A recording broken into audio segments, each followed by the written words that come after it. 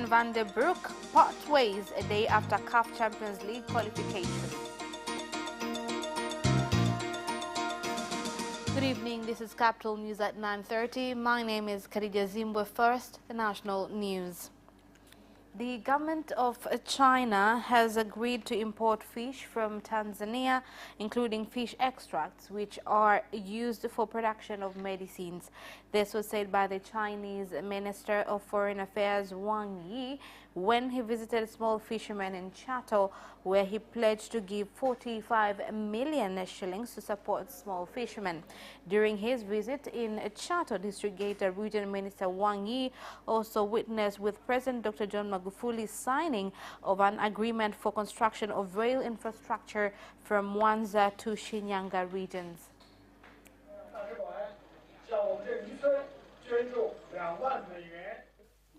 I am grateful to Tanzanians for the big fish present. Let me take this opportunity to announce that the government of China will contribute $20,000 to fishermen of Chato district so that they can buy fishing gears. Nimemwomba watusaidie katika miradi mitatu mikubwa ambapo ni ujenzi wa hydroelectric power kule Njombe. I have asked them to help us in 3 big projects, including construction of hydroelectricity power project in Njombe region, build for us 148-kilometer highway roads to tarmac level in Zanzibar, and I've also asked them to pardon us with loans that they owe Tanzania. One among the loans is $15.7 million that was used in construction of Tazara Railway, and $137 million construction of police officers' houses who participated in different international missions. So far, we have paid almost $164 million. Maana serikali katika mwaka huu wa fedha imetenda kiasi cha shilingi trilioni 4.784. This year's government budget has set aside 4.784 trillion shillings in implementing road, ports and rail constructions, renovations of railway and purchase of cargo and passenger wagons and engines. Lorry drivers transporting cement from Dangote factory in Mtwara region to various regions have complained that the management of the factory has failed to give them cement for more than 2 weeks without giving them reasons for the situation. Mtwara Region Commissioner has toured the factory to assess the situation, where he was told by the human resources manager of Dangote that production has been suspended due to faulty equipment.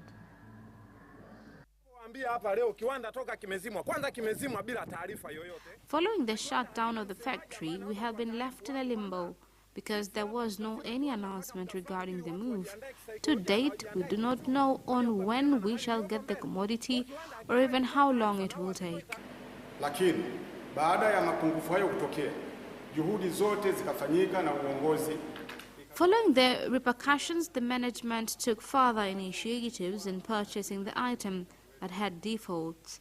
As we speak, our operations have resumed, where we believe that by Sunday, production activities shall continue. Wangekuwa na taarifa ya kusema kwamba katika wiki mbili hizi hakuna mzigo unaopakiwa au unaoshushwa. If there was information regarding the problem, I don't think if there could have been any complaints. Now, communication links between Kongwa and Mpwapwa districts in the Dodoma region have been disrupted due to ongoing rains, which have caused destruction on Chamkoroma Bridge.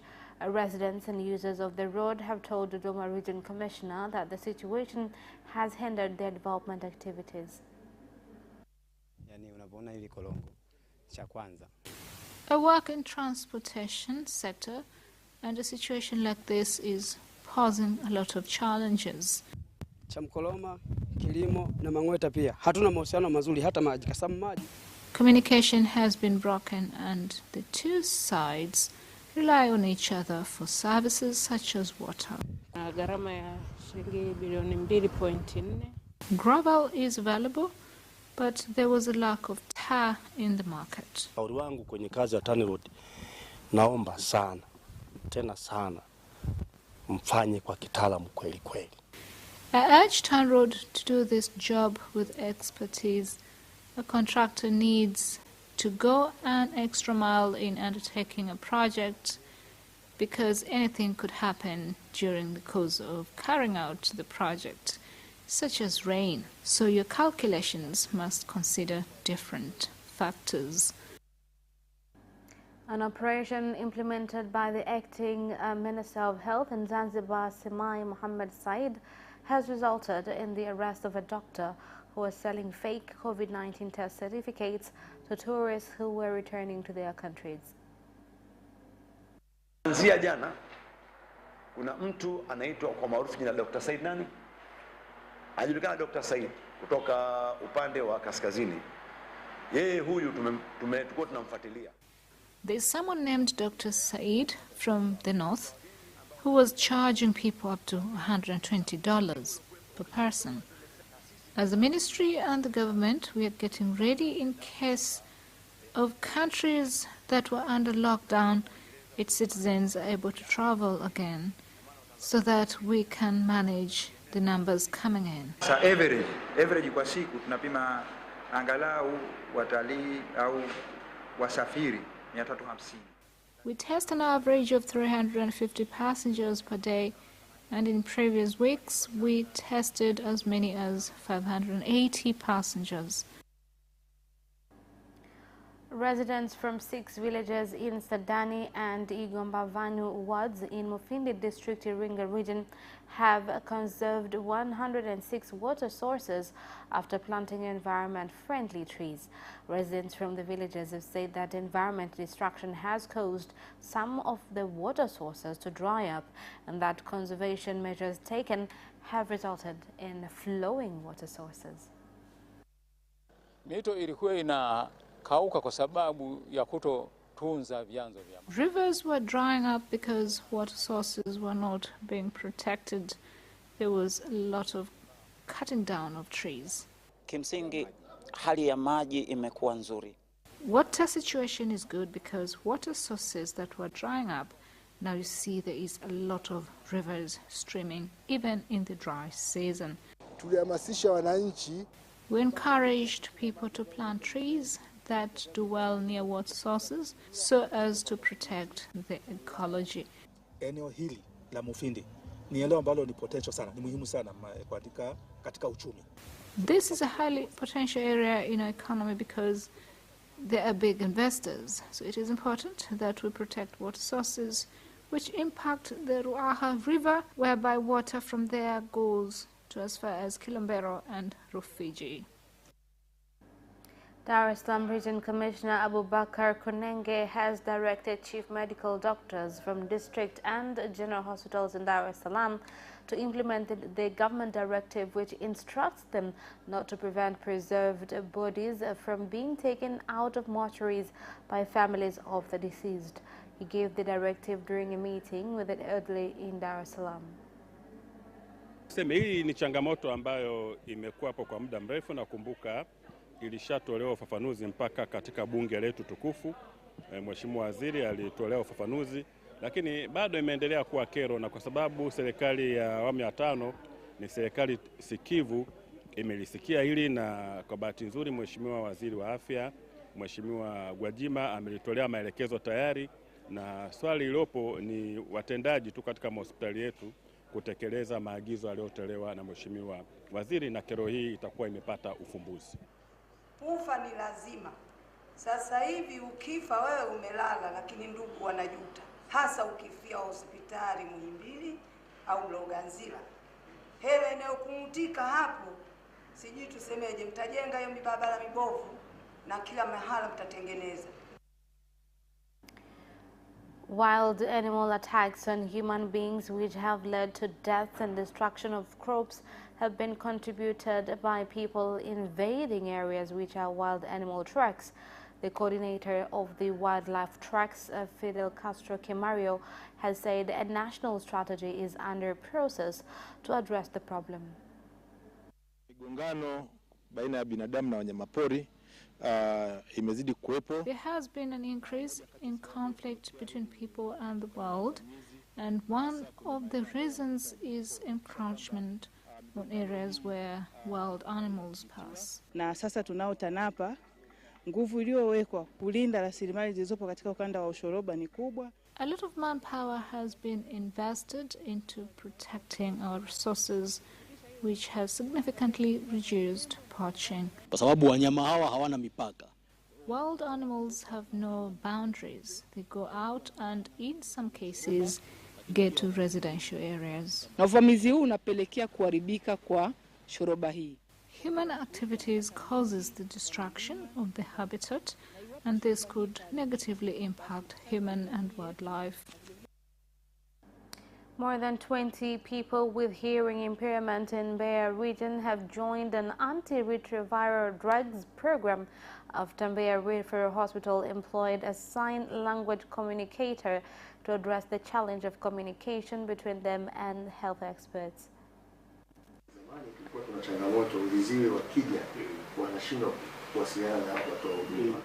In the past, we faced challenges whereby when we received deaf patients, they could not communicate with service providers, so we employed an interpreter.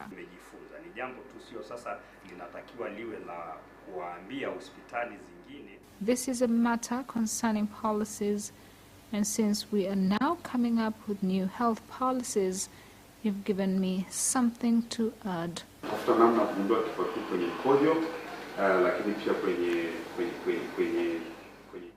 We're looking into carrying out TB diagnosis by using urine or stool or blood samples. Research is going on. And that is the end of national news. International news follows next.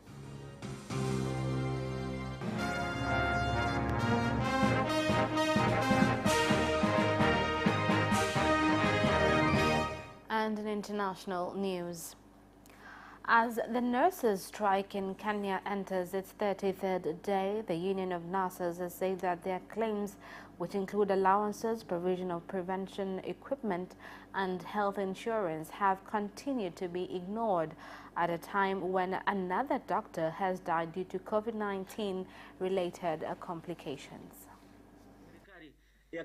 Serikali kuu na serikali katusi.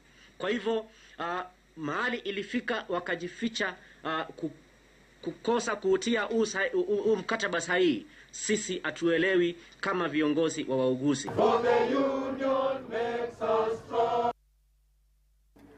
The Minister of Defense from Central African Republic, Marie Noel Kayala, has commended Rwanda's defense forces for curbing rebel groups in Damara, 75 kilometers from the capital Bangui, speaking a few days after President-elect of the Central African Republic after a rebel attack. President-elect Faustin Archange Todera thanked President Paul Kagame of Rwanda for sending his forces to foil a rebel attack which he claimed was an attempted coup. À leurs obligations et Damara est calme. La vie a repris à Damara. Now moving on, Parliament and the Senate in Burundi have apologized to citizens of Burundi who were affected by crimes that were caused by internal conflict and called on the government to also give a public apology to victims of war crimes. These developments come after the Truth and Reconciliation Commission released its 2020 report.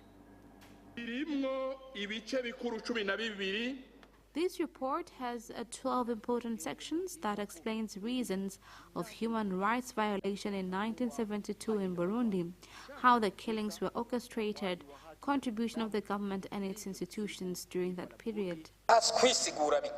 We have no excuse. It is true that we went against God's wish. We ask for forgiveness. And the Inspector General of Police in Uganda, Martin Okoth Ochola, has warned against electoral violence, saying perpetrators will suffer consequences, especially during and after the January 14, 2021 polls. He warned political leaders who have been arguing their supporters to turn up, who've been urging rather supporters to turn up in large numbers and monitor the election on claims of election fraud. I assure the whole country that whoever commits trouble will regret why his or her mother gave birth to him or her. To journalists, please adhere to our directives. We cannot allow you go to dangerous areas. We will can you if that will make you listen. And that is the end of international news. Business news follows shortly.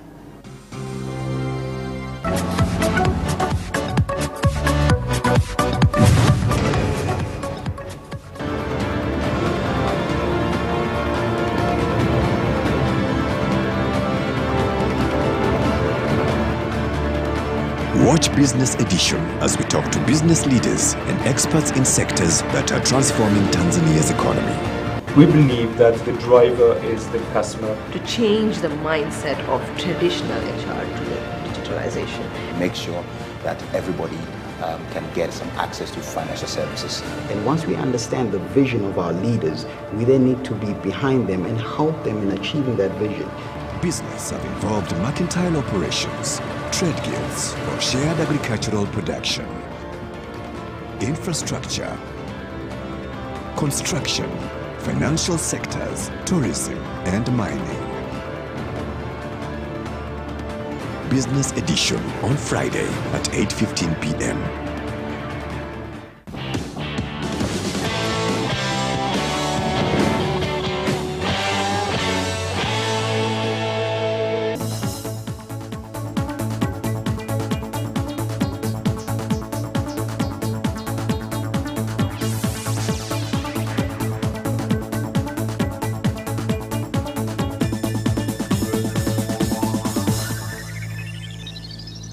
Welcome back, and in business news, the government has issued a 90 days deadline for plastic packaging materials to be removed from the market and warned that those who violate the directive will be penalized with a fine of between 20 million shillings up to 1 billion shillings or a 1-year jail sentence. This is not a package, it is a carrier. But this one, yes, it is a package. But we wanted to have TBS standards. We have received information that there is enough cargo at the port, while others are saying they already have the bags in their warehouses. Thus, I only give 3 months only to clear out their cargo. After that, the government will not make any announcement, but rather carry out a special operation of finding out who produces and distributes these poor quality bags. Stern measures will be taken against them. I assure Tanzanians that there shall never be scarcity of good quality packages after those 3 months. If there will be production or even importation of plastic bags, whoever is responsible with those actions will pay a fine of not less than 20 million shillings nor less than 1 billion shillings or imprisonment of 2 years or both. They could ban those big packages that are used in putting meat, but these small packages that are used in putting small items should be allowed. The national price inflation in the month of December last year increased to 3.2%, up from 3.0% in November. The increase has been contributed by rising prices for some food and non-food products. Baadhi ya bidhaa za vyakula zilizoongezeka bei kwa mwezi Disemba 2020 zikilinganishwa. Food item by 2020 comparing to 2019 includes meat by 3.1%, fish 15.6%, eggs 3.0%, sardines 13.2%, cooking oil 9.0%, fruits 6.9%, beans 6.2%, potatoes 5.5%, and cassava 13.5%. For non-food items that their prices increased by December 2020, comparing to prices of December 2019, male clothes 3.9%, female clothes 3.3%, male shoes 3.5%, female shoes for 2.0%, cooking gas 7.1%, and charcoal 12.3%.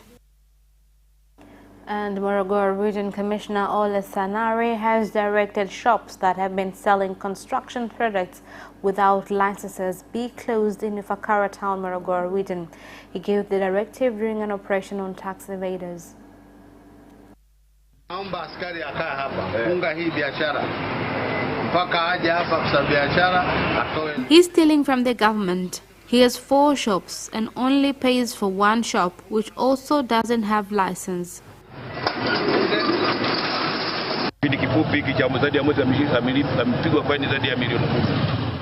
He has been fined more than 10 million shillings in a period of 1 month and has also been fined more than twice with a case of not issuing receipts nor having proper business licenses.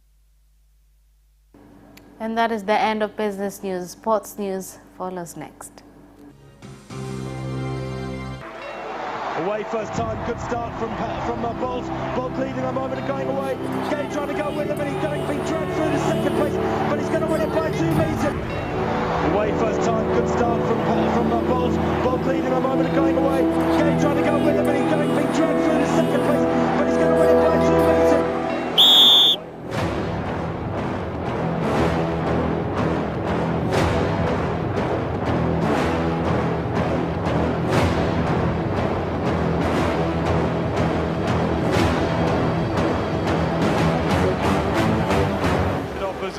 Joaquinho, he did lose to Len.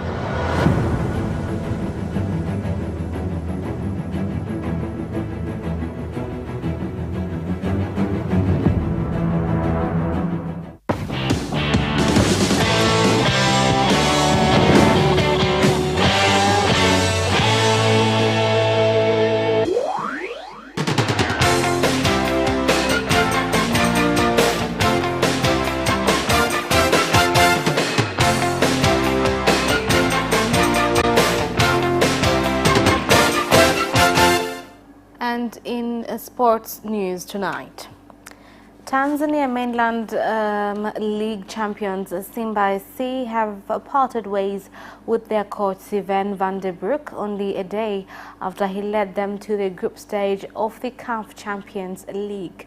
Here's more on the story. League champions have confirmed that the Belgian is no longer part of the team despite recent success. Wekundu Msimbazi have further named Selemani Matola as the interim coach. A search for the new coach ensues. Simba appointed the 41-year-old Belgian to take charge of the team in December 2019 after sacking Patrick Aussems a month earlier. The National Insurance Corporation NIC will sponsor the Goba Marathon scheduled to take place on January 30th this year. And our sponsorship will be for the next 3 years, starting with this year until 2023. And our intention is to support the effort of the 5th phase government on promoting sports and youth empowerment. So far, they've managed to sponsor 25 million, but as they said, it will be increased as progressive years. Also, we are pleased to say that they have agreed with our theme, Save Lives of a Mother and a Child, in Swahili, Kimbia Okoa Maisha ya Mama na Mtoto. Aston Villa plan to use youth team players to fulfill their FA Cup tie against Liverpool on Friday following a COVID outbreak that forced Villa's entire first-team squad and staff into isolation. Here are more details. The match can go ahead as they must wait the findings of COVID tests that the youth players had to undergo on Thursday. No one in the first team's bubble, including players, coaches and medical staff, can attend the game, with all isolation after a large number of positive tests among the club's senior staff on Monday and another batch of confirmed cases on Thursday. Villa have shut their Bournemouth Health training ground. If the youth players test negative in Friday's match can take place, Villa will be led by the under-23s manager Mark Delaney. Coincidentally, Liverpool had to field a squad of youth team players in a Carabao Cup tie against Villa in December 2019, owing to the seniors team participation in the World Club Championship. Villa won that match 5-0. Manchester United have finalized the signing of Amad Dialo from Atalanta, having completed the correct paperwork. Fee for the winger, which could rise to £37 million with add-ons back in October, the final day of the summer transfer window. but the deal remained subject to securing a work permit and personal terms. United obtained Dialo's governing body exemption this week, having applied for it on January 1st, and he becomes the first player to be signed and registered under the new FA rules, which have been implemented post-Brexit. Once that was obtained, the 18-year-old was able to fly to Rome, which he did earlier this week to obtain his visa. As soon as his visa has been issued, he will be able to fly to Manchester to join up with his new teammates. It is understood he will not have to self-isolate, as he has been part of Atalanta's bubble, which makes him exempt from the government rules. Fenerbahce coach Erol Bulut has addressed rumors linking his side to the signing of Arsenal attacking midfielder Mesut Ozil. Germany reports that the playmaker is close to completing a move to the Turkish Giants after holding talks with clubs in a video conference this week. Ozil is said to have agreed to sign a 3.5-year contract with the Super League side. Asked if the 32-year-old will be a Fenerbahce player in the coming days, Bulut refused to confirm the reports, but admitted the situation will be resolved imminently. And that sports item ends our news bulletin for tonight. My name is Khadija Zimbwe. Thank you for watching and good night.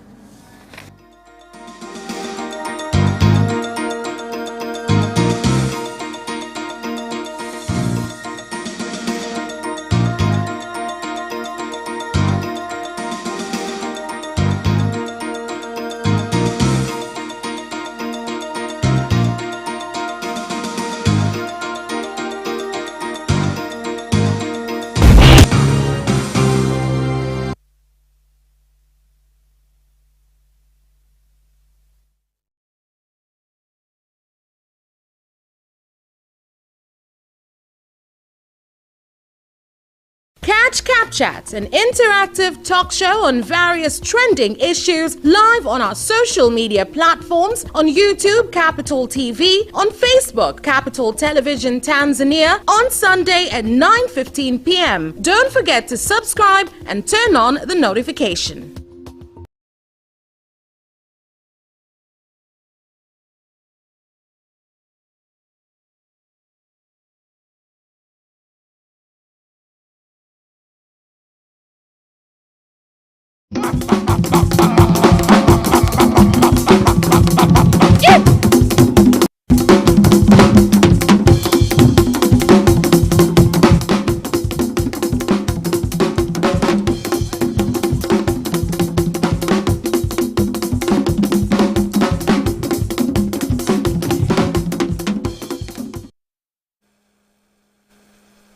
Nam, habari za wakati huu mtazamaji wa ITV Super Band Afrika Mashariki, msikilizaji wa Radio 1 pamoja msikilizaji wa Capital Radio, lakini pia bila kumsahau yule ambaye anafuatilia kupitia YouTube ITV Tanzania pamoja na Facebook ITV Tanzania. Karibu katika malumbano ya hoja siku huu leo. Tulumbane kwa hoja kwa mada ambayo tumeweka mezani kwa leo, mada ambayo inasema watu wenye ulemavu kutumika kama kitega uchumi kwa kuomba mitaani. Nini suluhisho la tatizo hili? Ndio mada ambayo tumeweka mezani kwa siku hii ya leo. Kukuongozea malumbano ya hoja, mimi ni Maulidi Kambaya, mwenzangu ni Juma Kapalato. Asante sana Maulidi Kambaya, nadhani nikiwatakia wasikilizaji wetu na watazamaji wetu heri ya mwaka mpya 2021. Nitakuwa nimekosea? Sababu tuko kwenye ndio mara kwanza tumekutana kwa maana yake kipindi cha kwanza kabisa mwaka 2021, ikiwa leo ni tarehe 7 mwezi wa kwanza mwaka 2021, kipindi cha kwanza cha malumbano hoja. Asante sana msikilizaji wa Radio 1, asante sana msikilizaji wa Capital Radio, asante sana msikilizaji wa mtazamaji wa ITV popote pale ulipo. Kama alivyotuambia pale Kambaya, tumeshatambulisha mada yetu awali, na hivi karibuni tumeshuhudia serikali, au mwanzoni mwa mwaka huu tumeshuhudia serikali ikifanya operation kabambe ya kuangalia watu hao ambao wanatumia watu ndugu zetu, watu wenye ulemavu kujipatia kipato. Ndio maana tumeweka mada mezani kwa lengo la kuweza kudadavua kinagaubaga kulingana na wageni wetu ambao tuko nao hapa studio, lakini pia vivyo tutasikiliza baadaye upande wa serikali unasemaje na nini dhamira ya operation hii ambayo mpaka hivi sasa inaendelea. Na kama ilivyoada, huwa tuna wageni meza kuu ambao wanatuchokozea mada hilo. Tuko na Daktari Hadija Jilala, yeye ni mhadhiri mwandamizi tafsiri na taaluma za Kiswahili Chuo Kikuu cha Tanzania, lakini pia mwenyekiti na muasisi wa Dhahabu Foundation. Hii dhahabu inayoshughulika na watu wenye ulemavu. Juzi tu hapo kuna mashindano ya vipaji, watu wameibuka pale kidedea. Lakini pia kuna Christopher Kabalika, yeye ni diwani kata ya Sandali. Karibu sana. Pia Jonas Lubago, yeye ni katibu mkuu Shivyawata, shirikisho la watu vyama vya watu wenye ulemavu Tanzania, lakini pia Bibi Regina Mbaji, yeye ni katibu mkuu Chawata. Bila shaka tuko pamoja. Mbali na meza kuu pia tuko na washiriki wengine. Karibuni sana katika malumbano hoja wa siku hii ya leo. Kila hoja ni hoja, unaruhusiwa kuunga mkono hoja kwa hoja, lakini pia kuipinga hoja kwa hoja. Naam. Jambo leo tuanze na kwa kweli 2021 hii. Tuanze na wachangiaji wengine kabla kuja meza kuu. Tuanze na wachangiaji tusikie maoni yao kwanza, tuje meza kuu alafu tusikie upande wa serikali. Naam. Tuanze na waliopata visemeo, tuanze kudadavua mada yetu. Kulingana na mada inayosema kwamba watu wenye ulemavu kutumika